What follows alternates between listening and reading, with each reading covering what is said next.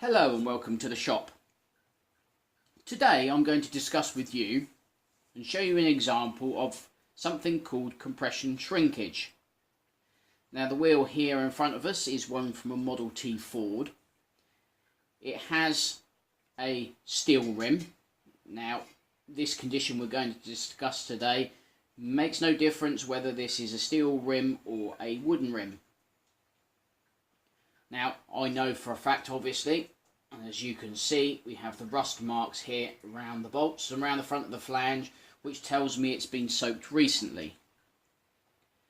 Now, the idea of soaking wheels stems from many a year ago from horse-drawn vehicles. Now, even in horse-drawn days, they very rarely soaked wheels. The drive through a Ford or left out in all weathers would suffice to keep wheels tight, and in the summer, if they became loose, they may well throw a bucket of water over them, but that was it. Now, as time's gone on, and as most stories and legends do, they change, and at some point the idea of soaking them became the norm. Unfortunately, it's the worst thing that you can possibly do. Now, in this case, obviously we have a steel rim, so we have a small hole in here and a tenon on the end of the spoke. Now, as the wood swells and the tenon tries to swell because it's absorbing the water, the hole in the steel rim is actually constricting that, and so what happens is, as it tries to swell, it actually crushes the tenon on the end of the spoke.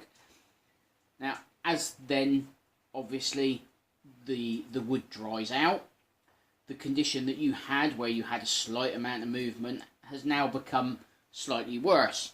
Now, depending on how many times you soak it and it dries out, will depend on how bad the condition gets.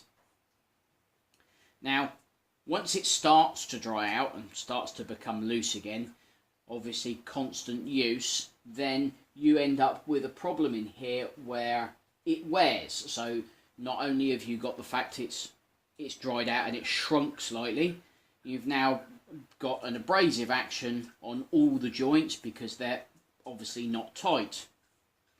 So on this rim here, I'm going to give you an example.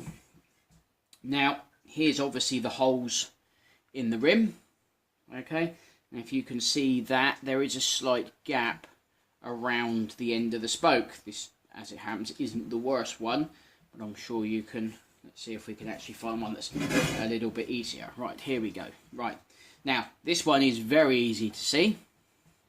Okay, now if I just give that a bit of a shake, you can hear how bad that is.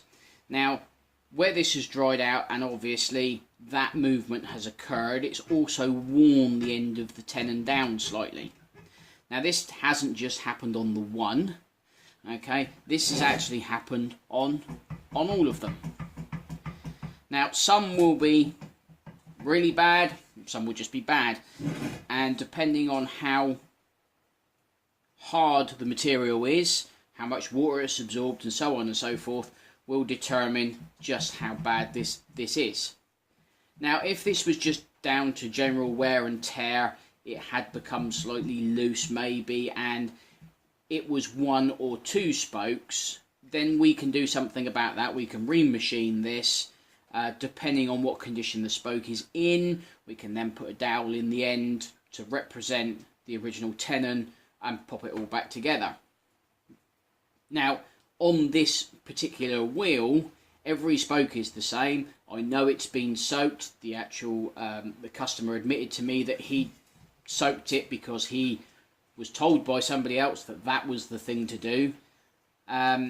So in this case, this wheel is scrap. It's there is also, as it happens in this, there is a couple of broken spokes, which I don't suspect you can see, but there's 1, 2, 3 there.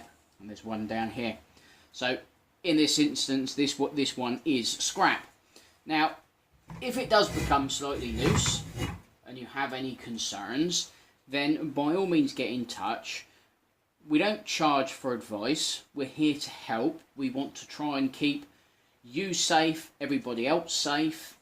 So with that in mind, if you want me to come and have a look, or you want to send me the wheels, then we do a free, no obligation inspection. I'll give you a full report of what's the matter with them from what we can see visually.